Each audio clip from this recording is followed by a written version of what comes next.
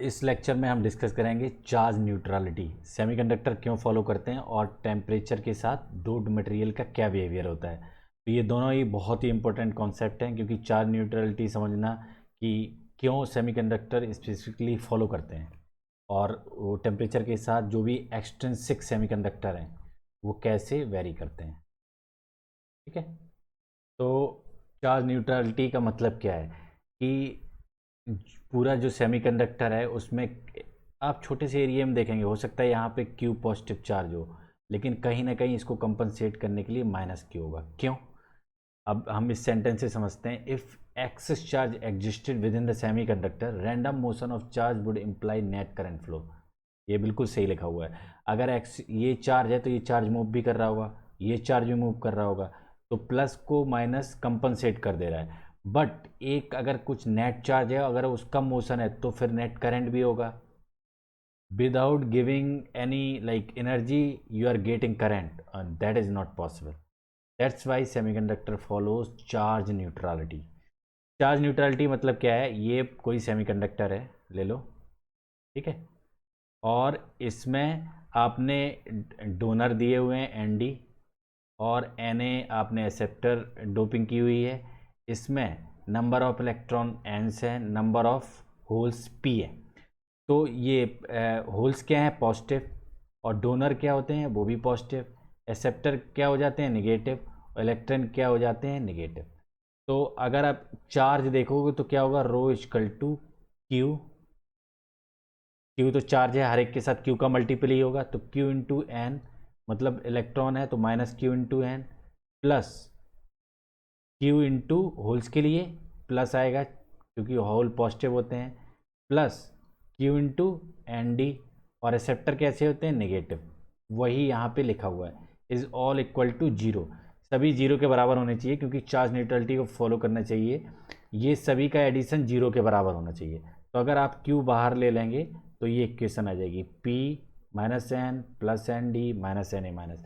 ये प्लस क्यों लिखा हुआ है और ये माइनस क्यों लगा हुआ है? इसका मतलब है क्या है कि सपोज आपने 10⁻15 की डोनर की डोपिंग की, लेकिन सभी डोनर ने अपने इलेक्ट्रॉन डोनेट नहीं किए। हो सकता है 10⁻13 ने अपने इलेक्ट्रॉन डोनेट किए, तो जो 10⁻13 ने किए हैं वही आयनाइज्ड हुए हैं, उनकी यहाँ पे नंबर है। N D plus is number that is like ionized, जो उन्होंने डोनेट किया है वो है, बाकी सबसे मतलब नहीं है। अगर 10⁻15 है, सब 10⁻13 ने इलेक्ट्रॉन दिए तो वही तो पॉजिटिव चार्ज हुए हैं। बाकी 10 जो बाकी 2 बचे हैं वो तो वहीं के वहीं हैं, उन्होंने तो डोनेट किया नहीं, उनके ऊपर तो प्लस चार्ज आया नहीं है। सेम Na माइनस के लिए है, तो ये Nd प्लस और Na माइनस लगाना भी जरूरी होता है।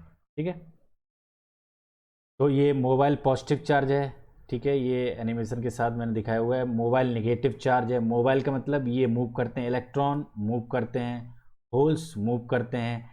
डोनर एक जगह फिक्स होते हैं, क्योंकि डोनर एटम है, वो एक इलेक्ट्रॉन दे देता है और इस पर पॉजिटिव चार्ज आ जाता है, लेकिन ये मूव नहीं करता है। इलेक्ट्रॉन मूव करेगा उसका, लेकिन डोनर मूव नहीं करते हैं। तो इमोबाइल पॉजिटिव चार्ज, ऐसे एक्सेप्टर इमोबाइल नेगेटिव चार्ज।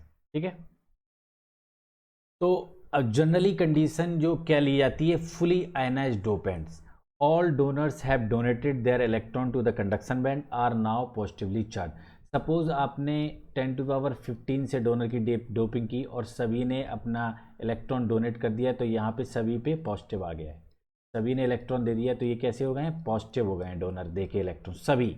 तो N D plus equal to N D मान लेते हैं इन जनरल अप्रॉक्सीमेशन के लिए, क्योंकि ये आसान होता है, मतलब आप आसानी से कोरिलेट कर सकते हैं, और जो इक्वेशंस होती है वो सिंप्लीफाई हो जाएंगे। हर एक क्वेश्चन में ये बताना is not a good idea. तो इससे फुली आयनाइज्ड केस अगर लिख दिया जाएगा तो सिंपल है कि सभी जो डोनर हैं वो आयनाइज्ड हो गए और सभी एक्सेप्टर भी आयनाइज्ड हो गए। सभी एक्सेप्टर ने, इसने जैसे ये इलेक्ट्रॉन एक्सेप्ट किया तो इसके ऊपर क्या आ गया? एक नेगेटिव, इसके पास ऊपर भी नेगेटिव, सभी ने एक्सेप्ट कर लिया है। तो N D plus equal to N D comma N A minus equal to N A. तो this is the simple case जो हम ऑलरेडी डिस्कस कर चुके हैं। रो इक्वल टू जीरो होना चाहिए ये किसी भी सेमीकंडक्टर में। फुली आयनाइज्ड केस ले लोगे तो N D plus equal to N D हो जाएगा और N A minus equal to N A हो जाएगा, जो कि यहाँ पे आ गया है। अब हम लोग जानते हैं कि ये जो मास लॉ इक्वेशन है, जो मैं डिस्कस कर चुका हूँ पिछले लेक्चर्स में, कि N naught P naught equal to N I square, ये सेमीकंडक्टर में वैलिड होता है। अगर नंबर ऑफ इलेक्ट्रॉन्स बढ़ेंगे तो होल उतने ही कम हो जाएंगे। इनका multiplication always equal to N I square, always. ठीक है, तो अगर हम वो इक्वेशन को अभी हम यूज करेंगे, देखते हैं धीमे धीमे। ये दोनों इक्वेशन तो हम डिस्कस कर चुके हैं, N naught equal to N naught into P naught equal to N I square. Suppose अब आपको निकालना है एन नॉट क्या है, number of electrons in N type semiconductor और whatever like P type और whatever, and number of holes, ये P naught बताता है। तो अगर मुझे नंबर ऑफ इलेक्ट्रॉन चाहिए तो इस इक्वेशन में मुझे पी नॉट को किससे रिप्लेस करना पड़ेगा, N I square upon N naught. ठीक है, अगर मैं N I square upon N naught से रिप्लेस कर दूँ, N I square is a constant because N I is a intrinsic concentration, intrinsic carrier concentration, जो कि सिलिकॉन केस में 10⁻10 पर सेंटीमीटर क्यूब होता है। तो दिस इज ए कांस्टेंट। तो एन आई से अगर replace N I square upon N naught से रिप्लेस करोगे इसमें, तो ये एन नॉट स्क्वायर की क्वाड्रेटिक इक्वेशन आ जाएगी। ऐसी अगर पी नॉट निकालना चाहोगे तो ये पी नॉट की क्वाड्रेटिक इक्वेशन आ जाएगी। ठीक है, तो अगर एन नॉट अगर हम निकालना चाहें तो A X square plus B X plus C equal to 0 से minus B plus one under root B square minus 4ac, ये आप लोग जानते ही हैं, उससे ये निकल के आ जाएगा एन नॉट। ठीक है, अगर हम लेके चलें कि एन टाइप सेमीकंडक्टर है, सपोज एन टाइप सेमीकंडक्टर है, तो उसमें क्या होगा, N D is much higher than N A, donor acceptor से ज़्यादा होगा। तो अगर एन डी एन ए से ज़्यादा हो जाएगा, और ये भी मान के चलें कि जो डोपिंग की है, डोपिंग आप तभी करेंगे जैसे इंट्रिंसिक कैरियर कंसंट्रेशन 10⁻10 है, तो डोपिंग आप ऑब्वियसली 10⁻15 की ही करेंगे या 14 करेंगे जो 10⁻10 से ज़्यादा हो। तो N D is greater than N A and N D is greater than N I as well. तो एन नॉट जो है वो किसके बराबर हो जाएगा, एन नॉट किसके बराबर हो जाएगा, ये इससे ग्रेटर हो जाएगा, तो ये निगलेक्ट हो जाएगा, 0 2 से कैंसिल हो जाएगी, तो एन नॉट हो जाएगा N D minus N A, और एन ए भी कम है तो N naught equal to almost, ये ऑलमोस्ट का साइन है, नॉट एग्जैक्टली इक्वल नहीं है but almost is equal to N D हो जाएगा। तो यहाँ फिर उसके बाद हम क्या करेंगे, N naught P naught equal to N I square तो ऑलवेज होता है, तो एन नॉट इक्वल टू अगर एन डी हो गया तो पी नॉट इक्वल टू क्या हो जाएगा, N I square upon N D, वो यहाँ पे लिखा हुआ है P naught equal to N I square upon N D. Same case अगर आप पी टाइप के लिए है तो क्या क्या कर देंगे हम, पी नॉट के टर्म्स में एक इक्वेशन आ जाएगी क्वाड्रेटिक, उससे ये हमारा फॉर्मुलेट हो जाएगा, और एन नॉट हम कैसे निकाल लेंगे, N I square upon P naught. अगर ये पी टाइप सेमीकंडक्टर है तो N A is greater than N D और N A is greater than N I as well, intrinsic carrier concentration. तो क्या होगा कि पी नॉट किसके बराबर हो जाएगा, almost equal to N A, तो N equal to N naught equal to क्या हो जाएगा, N I square upon, got it. तो ये एकदम सिंपल सा कैलकुलेशन है, ये हमें ध्यान रखना है। ये इक्वेशन मैक्सिमम तभी यूज करेंगे जब N A N D almost आसपास वैल्यू होंगे, तो फिर आप ऐसे अप्रॉक्सीमेट नहीं कर सकते क्योंकि फिर ये कंडीशन वैलिड नहीं होगी। अगर एन डी ग्रेटर देन नहीं है बहुत ज़्यादा एन ए से, या एन ए एन डी नहीं है, तो फिर ये इक्वेशन को आपको यूज ही करना पड़ेगा, तभी आप निकाल पाएंगे। एक एग्जाम्पल लेते हैं हम लोग कि एक सिलिकॉन सेमीकंडक्टर है जो कि फॉस्फोरस से डोप्ड है। तो फॉस्फोरस से डोप्ड है जैसे लिखा, तो ये क्या हो जाएगा, एन टाइप, ऑलमोस्ट है। और डोपिंग कितनी की है फॉस्फोरस की, 2 × 10⁻15। टेम्परेचर है रूम टेम्परेचर, ठीक है, वाटर एन एंड पी। और हम रूम टेम्परेचर में एन आई का कंसनट्रेशन कितना होता है, 10⁻10 पर सेंटीमीटर क्यूब। ओके, अगर हम प्रॉपर फॉर्मूले में भी रखें तो एन नॉट इक्वल टू ये पूरा कैलकुलेट करें तो भी ऑलमोस्ट यही आएगा, N naught is equal to N D, क्योंकि N A is zero, N A is zero और N I is very less than in comparison to N D, तो ये 2 से 2 कैंसिल हो जाएगा।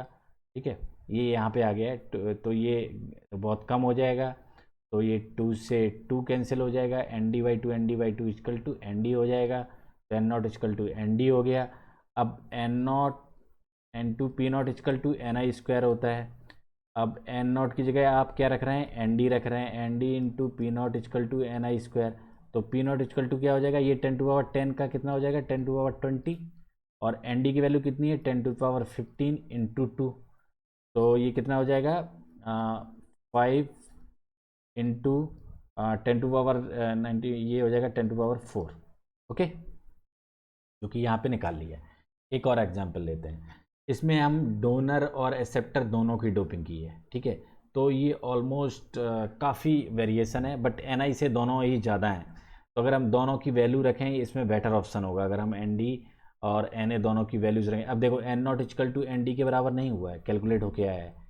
एन क्योंकि 2 इंटू 10⁻15 है, एन ज़्यादा है, लेकिन एग्जैक्ट बराबर नहीं हुआ है, दोनों का रेशियो आया है।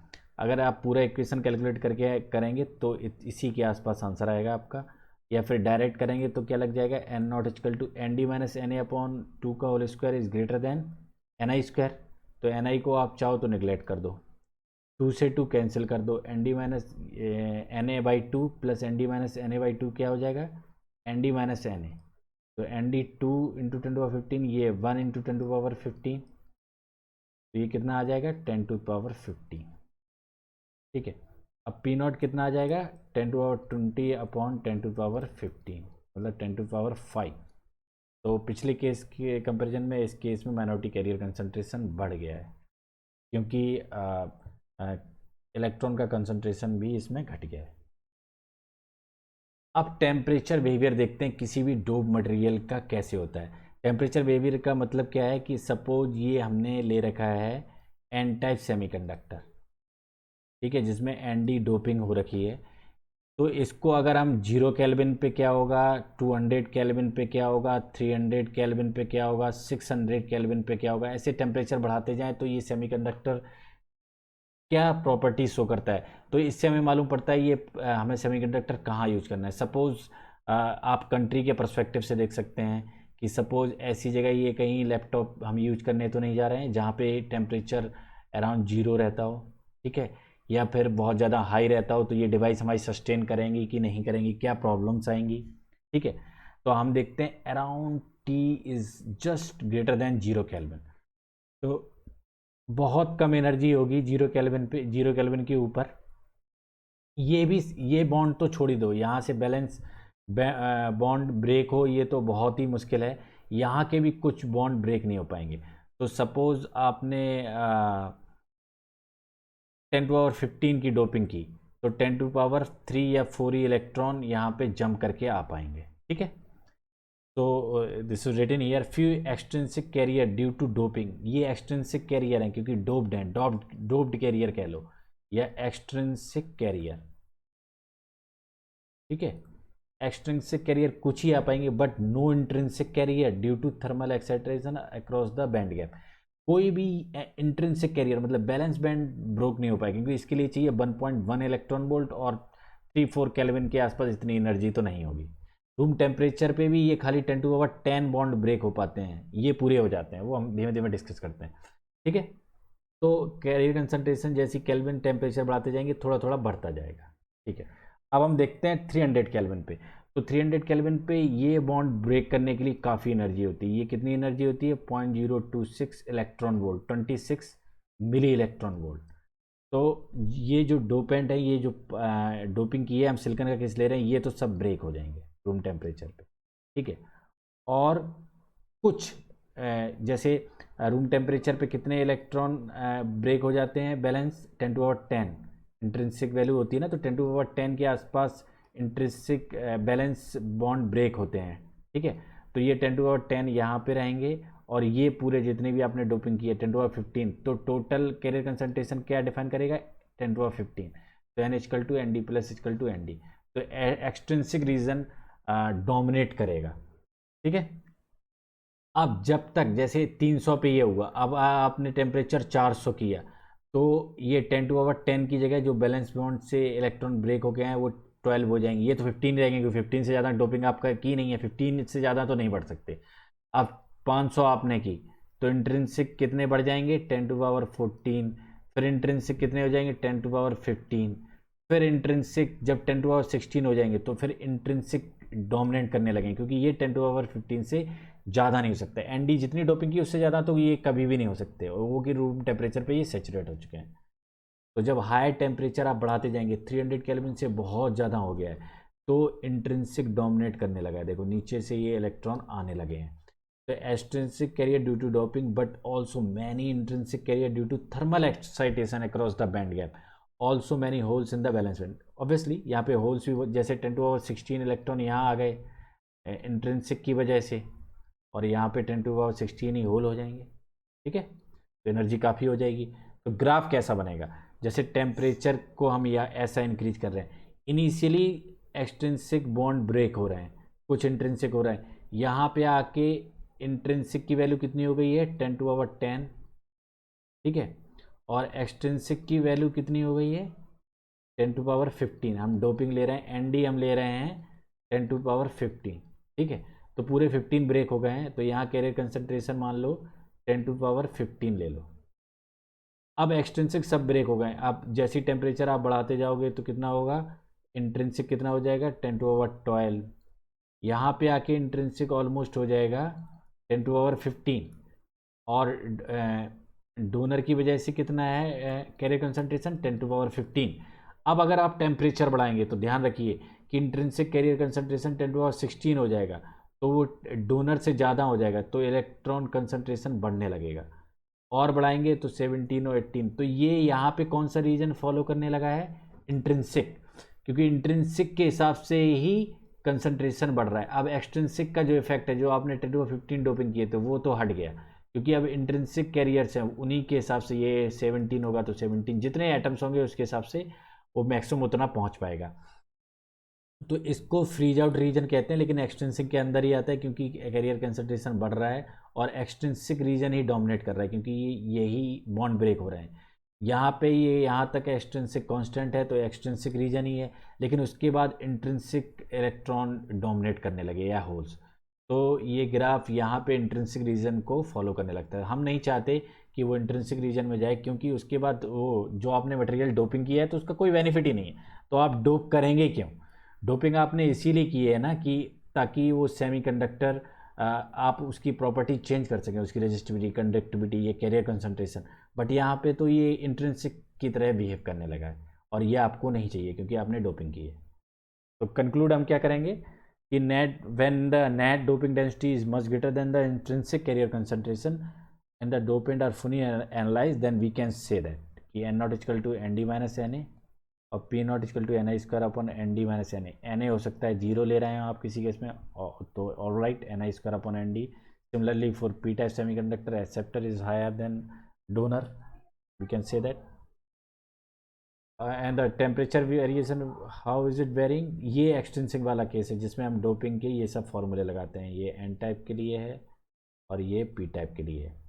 तो ये रीजन 300 से अराउंड 450 तक हम कह लें, 150 या 200 200 केल्विन से 400 केल्विन तक एक्सट्रिंसिक रीजन होता है। उससे फ्रीज आउट मतलब फ्रीज हैं कैरियर्स, बहुत कम है कैरियर। जब जैसे टेम्परेचर बढ़ रहा हो तो वो फ्रीजिंग ख़त्म हो रही है, हीटिंग हो रही है, मतलब आप उसको एनर्जी दे रहे हैं, ये मतलब होता है फ्रीज आउट का।